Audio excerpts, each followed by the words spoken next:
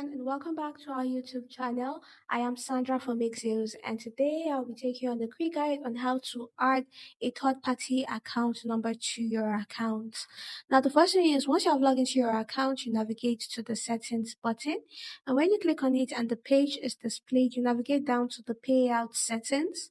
Now, this allows you to be able to send money out of your account other than your settlement account.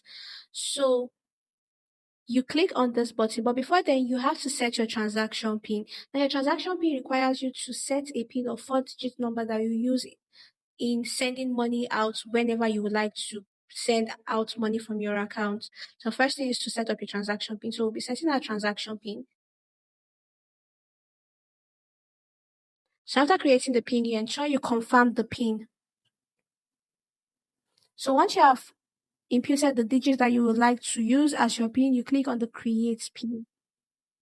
And just like that, you have successfully created your PIN. So once that is done, you click on the toggle button to initiate a third-party account number.